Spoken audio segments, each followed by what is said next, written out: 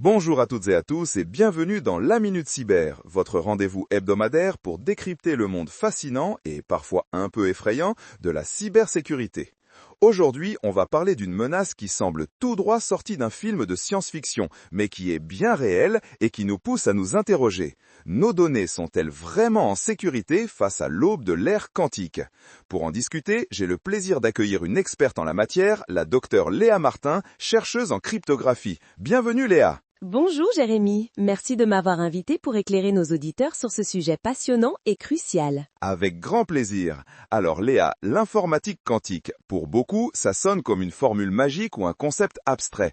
Peux-tu nous expliquer simplement ce que c'est et pourquoi ces fameux ordinateurs quantiques regraphie actuels, notamment RSA, sur laquelle repose une grande partie de notre sécurité en ligne? Absolument.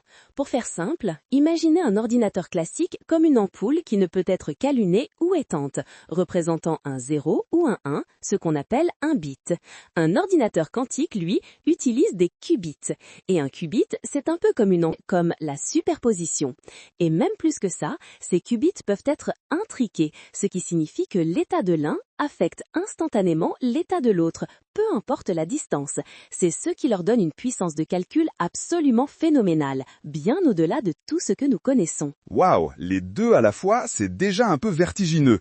Donc si je comprends bien, un ordinateur quantique n'est pas juste un PC plus rapide, c'est une bête totalement différente avec des capacités de traitement de l'information qui changent la donne. Exactement, et c'est là que le problème pour la cryptographie actuelle apparaît.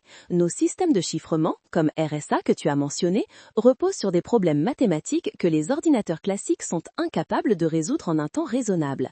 Par exemple, pour RSA, il s'agit de la factorisation de très grands nombres. Trouver les deux nombres premiers qui, multipliés ensemble, donnent un très grand nombre est incroyablement difficile pour un ordinateur classique. Mais pour un ordinateur quantique, grâce à des algorithmes comme l'algorithme de Shor, ce problème devient trivial. On parle de secondes ou de minutes, là où il faudrait des milliards d'années à nos supercalculateurs actuels. Des milliards d'années réduits à des minutes, c'est une sacrée pilule à avaler pour la sécurité de nos données. Donc concrètement, cela signifie que toutes nos communications sécurisées, nos transactions bancaires, nos VPN, bref, tout ce qui utilise RSA ou des algorithmes similaires pourrait potentiellement être déchiffré. Précisément, c'est existentiel pour la cryptographie asymétrique actuelle. Les ordinateurs quantiques, une fois suffisamment puissants et stables, pourraient casser ces algorithmes sans difficulté, rendant obsolètes des décennies de travail en cryptographie et exposant potentiellement une quantité astronomique de données sensibles. Nos clés de chiffrement actuelles seraient comme des serrures en carton face à une machine quantique. Des serrures en carton, l'image est parlante et un peu effrayante, je dois l'avouer. Et j'ai entendu parler d'un concept qui ajoute une couche d'angoisse à tout ça, le Harvest Now, Decrypt Later. Peux-tu nous expliquer ce que cela signifie, Léa? Ah oui, le Harvest Now Decrypt Later, ou HNDL, est un scénario très préoccupant, et il n'est pas de la science-fiction. Il part du principe que des acteurs malveillants, qu'il s'agisse d'États ou de groupes criminels organisés, sont probablement déjà en train de collecter et de stocker massivement des données chiffrées aujourd'hui. Des données qui sont indéchiffrables avec les moyens actuels, mais dont on sait qu'elles seront vulnérables aux futurs ordinateurs quantiques. L'idée est simple, récolter maintenant, c'est-à-dire intercepter et stocker ces communications chiffrées pour les déchiffrer plus tard, une fois que l'ordinateur quantique universel sera opérationnel. Donc même si l'ordinateur quantique qui peut casser RSA n'est pas encore là, nos données actuelles, même bien chiffrées, pourraient déjà être compromises pour le futur. C'est comme une épée de Damoclès quantique au-dessus de nos têtes. Exactement, c'est une préoccupation majeure, surtout pour les informations ayant une longue durée confidentielle. Pensez aux dossiers médicaux, aux secrets industriels, aux informations gouvernementales classifiées. Ces données doivent rester confidentielles pendant des décennies.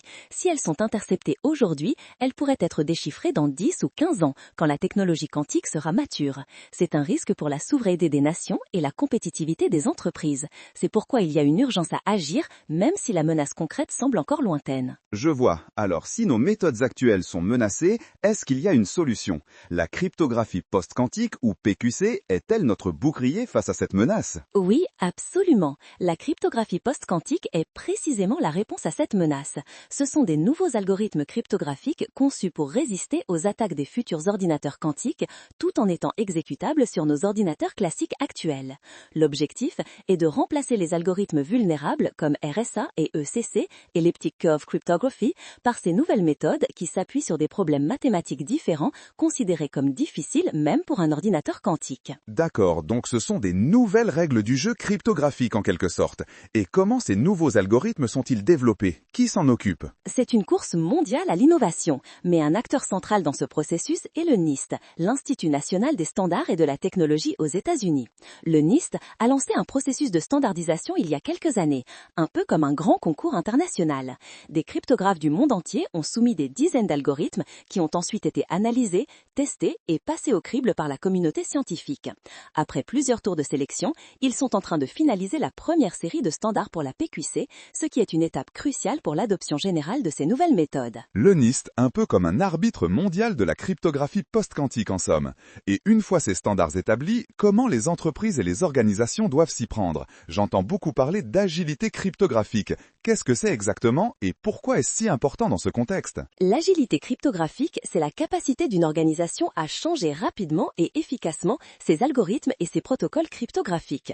Historiquement, une fois qu'un algorithme est mis en place, il y restait pour très longtemps. Mais avec la menace quantique et les avancées technologiques rapides, cette approche n'est plus tenable.